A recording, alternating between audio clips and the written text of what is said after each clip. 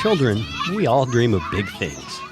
Being the superhero, being the one to make a difference in a big way. That's probably why so many superhero movies are popular today.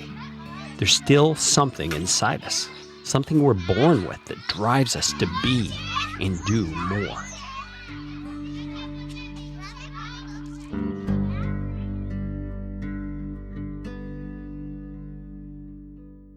But few of us have clarity from the beginning as to how exactly that's going to happen. What is it that I will do? How will I change the world? In my experience, more of us stumble on it by what seems like accident than receive it in a flash of revelation. And it's that process, that journey of hustle and sweat and hard work that bring clarity as we go along. That brings us to podcasting. It's a pretty safe bet to say that everyone who's starting a podcast hopes it will turn into something big, something that both makes their mark on the world and helps other people in life-changing ways. For those who take it seriously, the ones who dedicate themselves to learning what it takes and then implementing what they learn with patient persistence, it all pays off.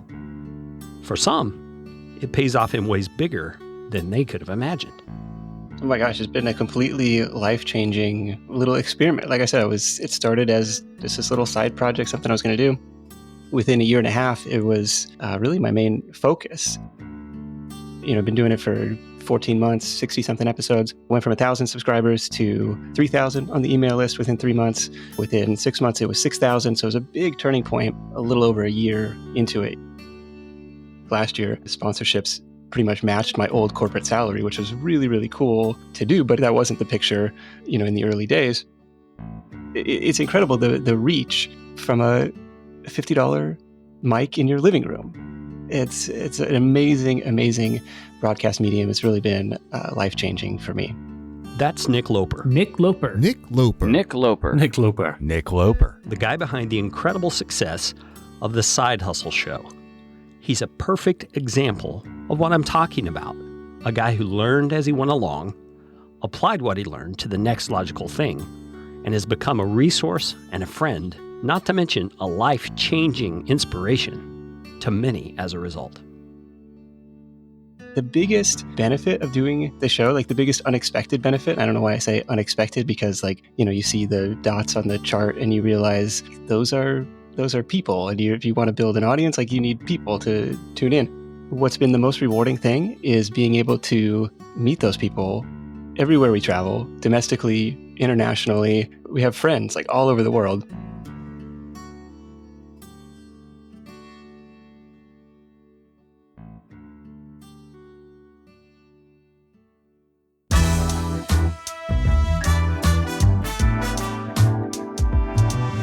Way back in 2003-2004, an amazing new media technology was developed. It was audio content that could be directly delivered to anyone who subscribed to it. And they called it a podcast. Since that time, podcasting technology has improved, and the number of shows have increased exponentially. In these special edition audio sessions of my show, Podcastification, I feature the stories of the people who have found success creating their own podcast, and I'm calling them Podcaster Stories.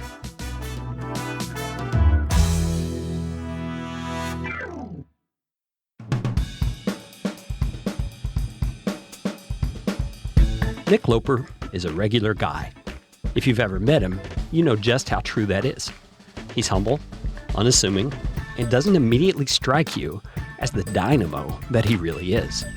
What's his secret? I'm not sure what he'd say, but I believe it's this. He's smart, ambitious, and he knows how to work hard. That's a combination that makes for great potential.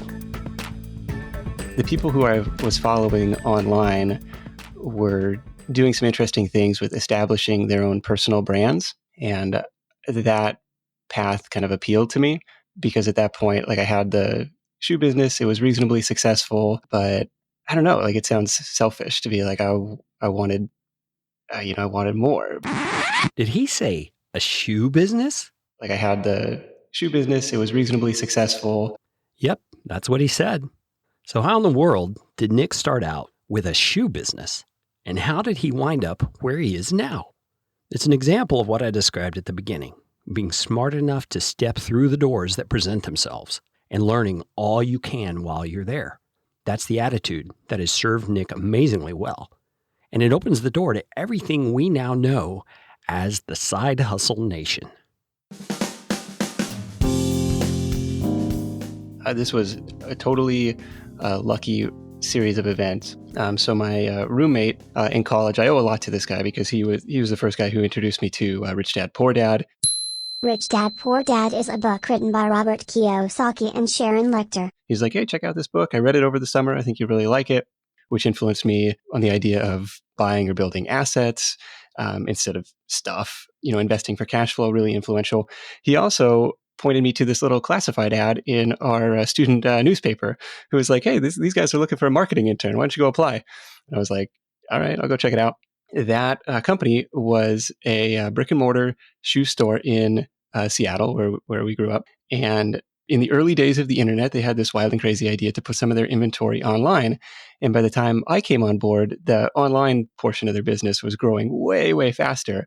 And so that was an opportunity to work directly for the marketing manager on SEO, on pay-per-click advertising, on their affiliate program. SEO, pay-per-click, and affiliate programs are all internet search and marketing terms.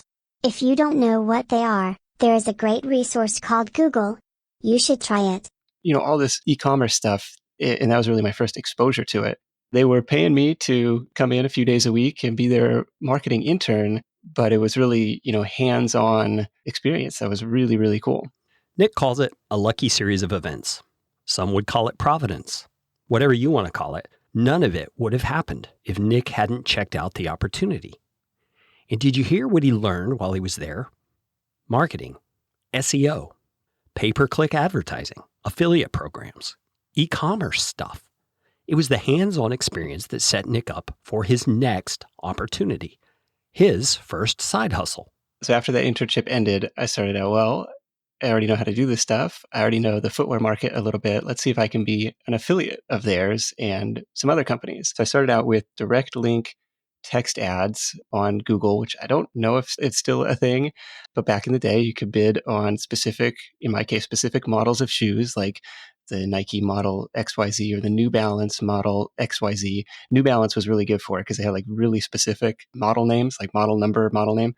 Bid on those really, really long tail keywords. A long tail keyword is a longer, specific phrase of text used to search for things on the internet. And then put your affiliate link in the destination URL. Look, I've done the research. Here's where you can find the best price. And that was able to start really, really affordably. Didn't have to build a website. It cost $5 at the time to start an AdWords account, which I think now it's free. And you could set a budget. And I was still in college. So my budget was like $1 a day. Like, I don't know if this is going to, blow up. Like, I just want to test the waters here. Notice something incredibly important here. Nick didn't allow obstacles and difficulty to stand in his way.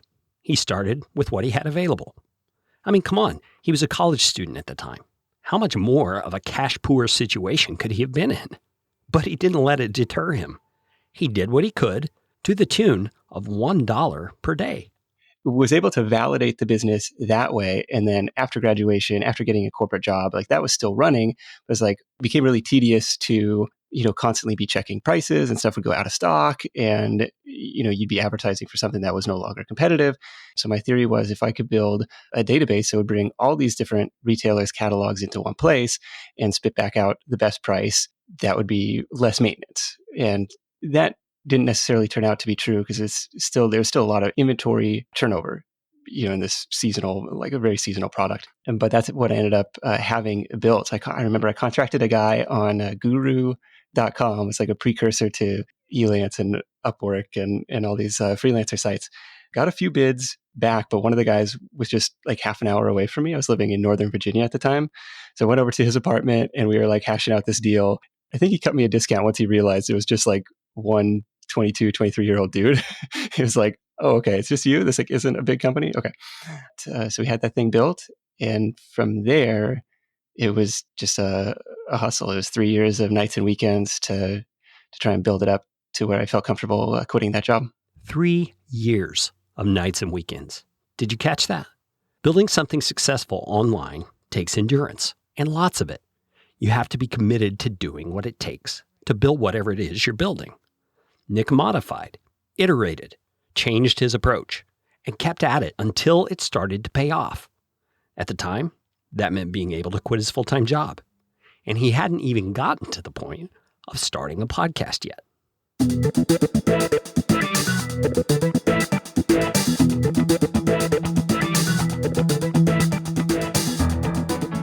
I thought it's like trying to figure out, how to enter this market, how to help more people, not necessarily do what I did, follow my footsteps, but to like showcase, look, there are real ways to make extra money and regular people are doing it. And, maybe the interview format was the gateway drug or like the introduction, like how to formulate that content. I love the way Nick just described the interview format, the gateway drug into podcasting. I get what he's saying. Interviews are a simple, albeit not necessarily easy way to begin putting out content. You don't have to be the expert. You don't have to have something important to say. You just have to be curious and eager to learn yourself. That's where the Side Hustle Show really began. Yeah, my first few guests were, somebody had a virtual assistant company, kind of like a marketing agency that he was running. Somebody was hosting like, I'll teach you how to do a cool wedding dance for your wedding. I'll, start an online magazine was one of them. Somebody was an app developer.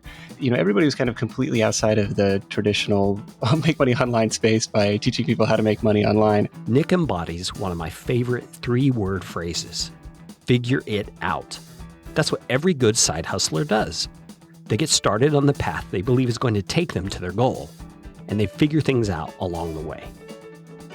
At the very beginning, there were some technical challenges, like just figuring out how a podcast worked, how to edit audio, although, that's learnable. It's, free software, Audacity. But I made the mistake of like exporting the first 7 or 10 episodes in stereo. So the very few people that I could find to listen to me were like, we could only hear half the conversation if they're like rolling down the freeway with one earbud in. So stupid mistakes like that. Even just hosting the files. Like I thought iTunes would host the files. Like I had no idea you needed your own separate media host, and it was $15 a month. Had it been 25 or 30, like the show probably wouldn't exist, because I was like, okay, what am I committing myself to? How long am I gonna do this? But it was like $15. Like, okay, I can swing that. Let's make this happen. Good on you, Nick. You overcame the obstacles and got the show rolling. Every podcaster faces that very real hurdle at some point. And that's not the most important challenge. The other big challenges are kind of the awareness challenge and the production challenge. So the awareness challenge is like people don't know your show exists. So I had an email list of 11 people, which is entirely friends and family at that point. What I did to launch the show was like literally go through my Gmail contacts history, open up a new compose window and type a letter like A. And then like AA, and just go through the alphabet. Like, oh, I haven't emailed Aaron in a while, right? Hey, Aaron, what's going on, man? Hope everything's going good with you. Just wanted to let you know I'm started this new project I'm kind of excited about. It's a weekly podcast about making extra money. And of course, now I've had 5 years to refine what I actually wrote. So it's probably way more awkward than that. But it was like, here's the link to check it out. I think I even put like, you don't even have to listen to it. Like every download counts, right? Every download helps me in the ranking algorithm or something. And that's how, I just went through like A through Z. I probably emailed 100 people to try and get that initial boost. Don't you just love the naive, ignorant, but bold way Nick went about things? Can you imagine emailing every single person you have in your Gmail contact list one at a time? That's the kind of hustle it takes to make things happen. But at some point, it takes a bit more than hustle. It takes the combination of savvy and great content.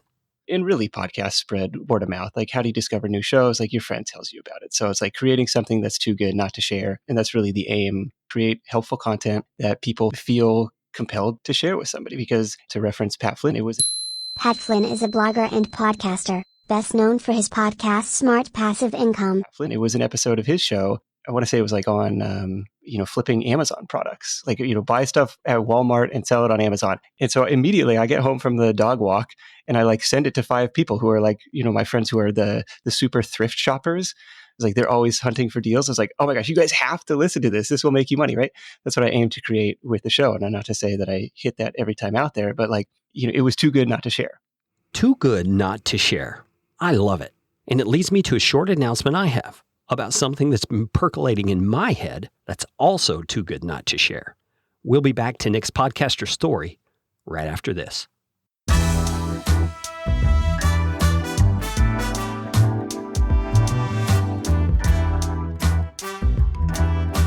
Stories like Nick's are too good not to share. They serve all of us by showing what can be done through telling the story of what has been done. I believe that there are thousands, if not millions, of stories similar to Nick's that need to be told. And I believe those stories exist across disciplines, across industries, and across cultures. So far, my story has included founding and building a company that resources people who want to tell stories in their industry. And we've done that primarily through professional audio editing, production, and show notes. But like Nick, I want something more. So I'm happy to announce the creation of Narratively, a new podcasting service for those who want to take their storytelling to the next level. Inspired by shows like Freakonomics Radio and Masters of Scale, my team and I are attempting to do something way beyond what we've done before. We want to publish narrative interview podcasts that are highly produced, empowering audio episodes like you're hearing from Nick, for anyone who has a powerful story to tell. It's not easy to do at a distance, and it's not easy to figure out the logistics behind the back and forth communication that's necessary to make the process both efficient and effective. But we're going to figure it out. In fact, we're 90% of the way there already. If you are a C-suite exec, high-level entrepreneur, or thought leader who wants to put your message out via the powerful new medium of narrative interviews, check out what we're doing at narratively.com. You can apply to become one of our beta clients who will help us refine and tweak our system in exchange for a modest discount on our services. That's narratively.com. And there's no E in Narratively. All right, let's get back to Nick's podcaster story.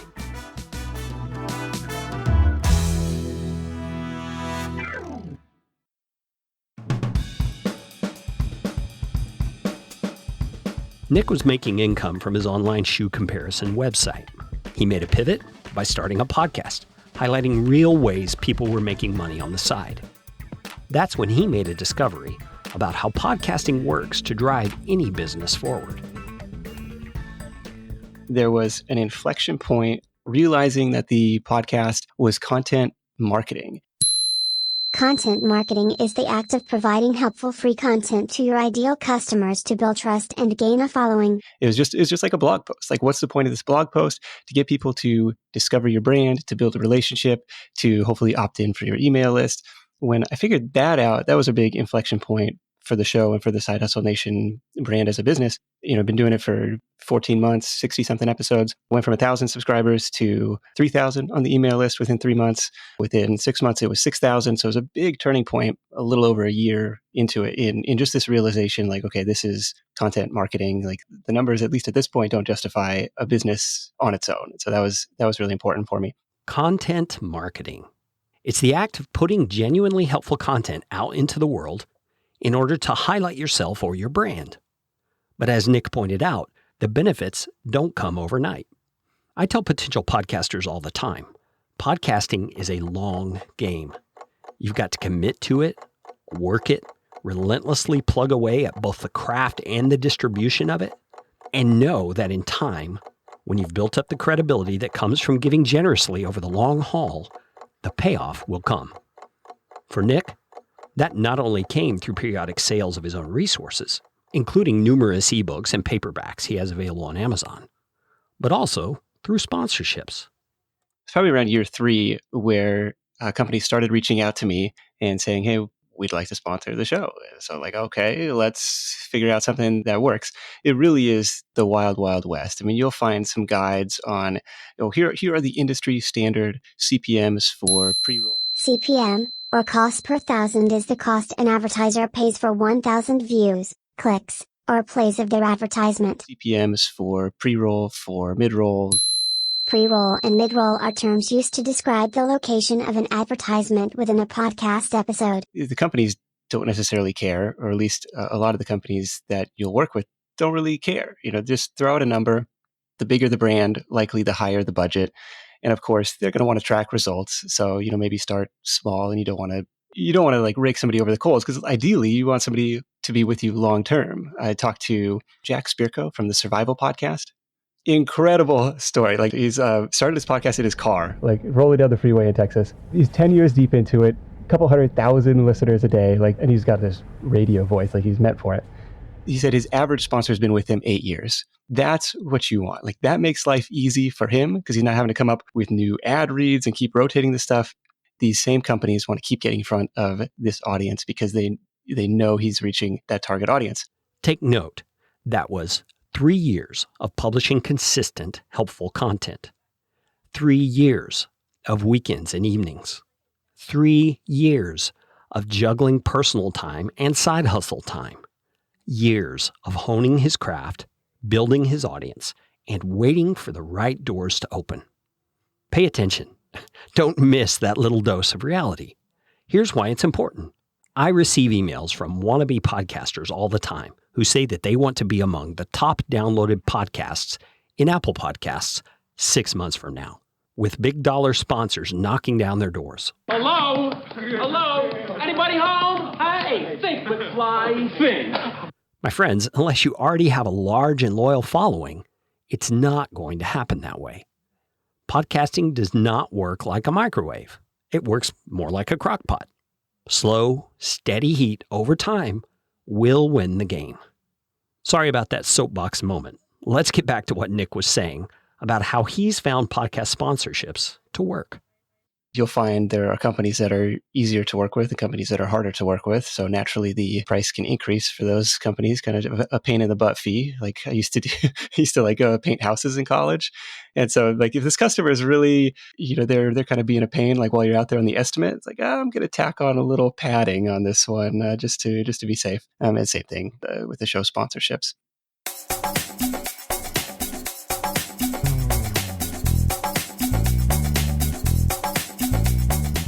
Nick just highlighted another of the wonderful things about podcasting, and it's one I encourage podcasters to take seriously. After you've earned the right to take advertising dollars, follow this advice. It's your show. You set the rules. Just like the business minds behind Wired Magazine or Rolling Stone get to decide how much advertisers pay for a placement within their pages, you get to decide what people or companies will pay to have a spot on your show. Don't sell yourself short. But more importantly, don't abuse your audience. My theory is that if you're truly trying to serve your listeners, the advertisements you allow on your show should serve your listeners as well. Be selective. Keep your audience in mind and you'll do fine. But how do you know when you're really ready for sponsors? Sponsorship, like it's amplitude and frequency. Like John Lee Dumas, John Lee Dumas is the creator and host of the podcast Entrepreneur on Fire. Dumas, when he was doing daily, could build an amazing business off of sponsorship because he had the amplitude, he had the big audience, and he had the frequency. He was doing it every day. So the numbers worked out for him. If you're doing a weekly show and you're getting 1,000 listeners, even 5,000 listeners, like it might not be a significant source of income for you. Now, that's not to say like, don't do it. I think it adds a sense of legitimacy to your show, especially even at the beginning. Like, oh, this guy's already got sponsors. Like, you must be doing good. What I did for probably starting about a year in was just running affiliate ads as sponsors. Hey, this episode is sponsored by whoever, Airbnb. Use my Airbnb link for $25 off your first day or something like that. And made a few referrals off of that. But, get people used to hearing a little ad read. So let's say you're making your case with a potential sponsor. You're trying to seal the deal. What's the best way to go about it? My advice is to look at all the ways you're going to be able to feature and highlight that sponsor and make that part of your message. Blog posts, social media posts, mailing lists, all that stuff. Anything and everything that goes into supporting that podcast episode. And don't forget about the fact that it's going to be out there on the internet for as long as you pay your media hosting bill or until an electromagnetic pulse weapon takes down the electrical grid. I asked Nick if he took that approach. I definitely try and sell it that way. Like, hey, the show is getting 25,000 downloads today, but hey, this is going to live out there forever. The shows that we did a year ago, 2 years ago, 5 years ago are still getting downloads. And so there is kind of this permanence to it.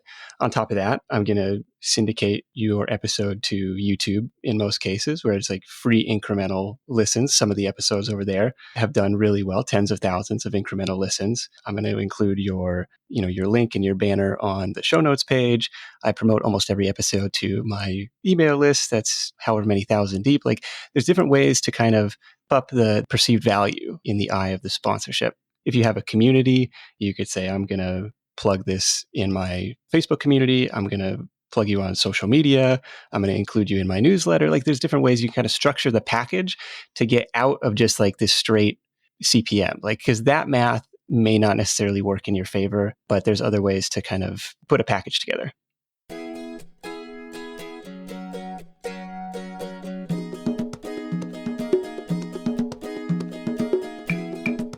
Nick's story is what I'd call a working man's fairy tale. No fairy godmothers, no magic lamps or rings or potions or spells. Just the miracle of what happens when you stay focused, work hard, and don't give up. It's an ordinary miracle, but one that's miraculous nonetheless. It's the system by which the world works. You reap what you sow. I decided to wrap up my conversation with Nick by asking him for his advice to a couple of different people who may be listening. First, to those who are considering a podcast as their next step forward. Well, think about this. A year from now, you're going to wish you started today. And iTunes is only getting more crowded. So the sooner you can get in, the better. That's my theory. I wish I'd started, several years before I did. But that said, a year from now, the landscape is only going to be harder to crack. So, get in now, because you're going to need to put in your reps to get better. And so it's better to do that early. And nobody's listening at the beginning anyway. So, don't feel too bad about it. But I also thought that because of the obstacles and difficulties Nick had to overcome along the way, he'd be a great person to give some advice to those who have already started a podcast, but are finding it discouraging, demoralizing, or otherwise difficult. Is there a time to quit? Is there a time to decide to put it on hold? How can you know? If you're not sure it's something that you can continue, if it's something that you have come to dread doing, then probably not. But if it's something that is still exciting and you can kind of see the future of it, like, I don't know if you were in this session. This was Cliff Ravenscraft. Cliff Ravenscraft is a podcaster, businessman, and business coach known as the Podcast Answer Man. At Podcast Movement in Chicago 2016. He gets up and he does this talk, and somebody stands up, during the Q&A and was like, pretty much the same question. I've been doing the show 6 months. I'm only getting 200 downloads. What do you recommend? And he was like, first of all, reframe your language. Only needs to go. Like, 200 people is incredible. Like, look around this room. There are probably less than 200 people in this room right now. And that's a lot of people. Like, that's a crazy amount of people to be talking to. Like, if you had to go stand up and give a speech in front of 200 people, like, imagine that. And so what he recommended was trying to encourage that engagement any way you can, like running a contest, comment on this episode, join my Facebook group, trying to get people from being anonymous earbuds, like, to being actual names that you can start conversations with. And then it can snowball from there. Like, hey, who else do you know? Who else should I talk to? To go back to the survival podcast, Jack did the same thing early on. He ran an iPod giveaway because it was 2008. And he's like, if we can get to 1,000 listeners, like getting people involved in the show, if we get to 1,000 listeners by the end of the year, I'll give away an iPod. I need your help to spread the word. Sign up for this special giveaway email list on the website. And he said that actually worked to his SEO favor as well, because people were posting it on forums and Facebook and stuff like that. And then finally, if you have a show rolling and you want to grow it even more, what is Nick's very best advice? He suggests you adopt what he calls the listener pyramid.